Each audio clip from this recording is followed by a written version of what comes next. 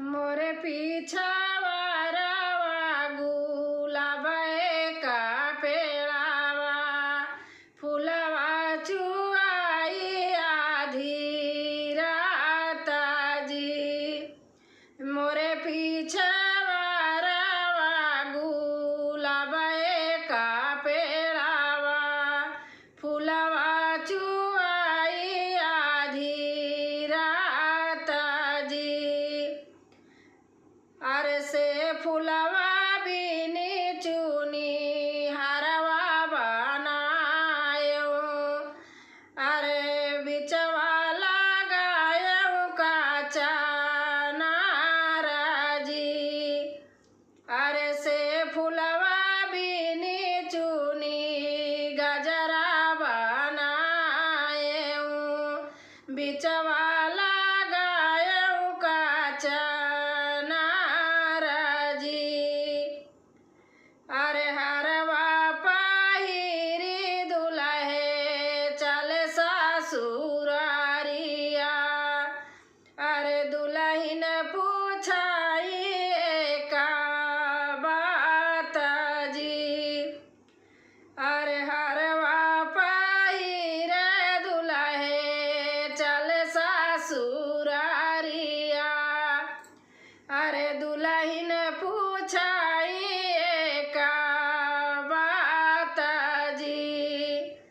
अरे दुल्हिन डेवाड़ी आई के ठाढ़ा जी। अरे कहवाई पाया मोरे दुल्हे गुलाबे का हारावा कहवाई माँ कई चाऊ पाला जी। अरे कहवाई पाया मोरे दुल्हे गुलाबवा का हारावा अरे महकाई बाबा चाऊ पाला जी। अरे महकाई बाबा चाऊ पाला जी। अरे कहवाई पाया मोरे दुल्हे गुलाबवा का हारावा कहवाई पाया काचा नाराजी। कहवाई पाया दुल्हे गुलाब का हारावा अरे महकाई पापा के दुआर जी। अरे महकाई बाबा चाऊ पाला जी।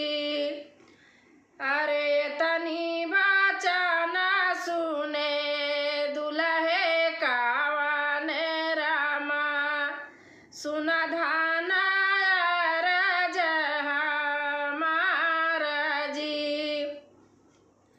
अरे तनी बचाना सुने दुल्हे कावाने रामा सुना धाना जी। अरे मोरे पीछावा रवा मालिनिया बिटियावा अरे हमसे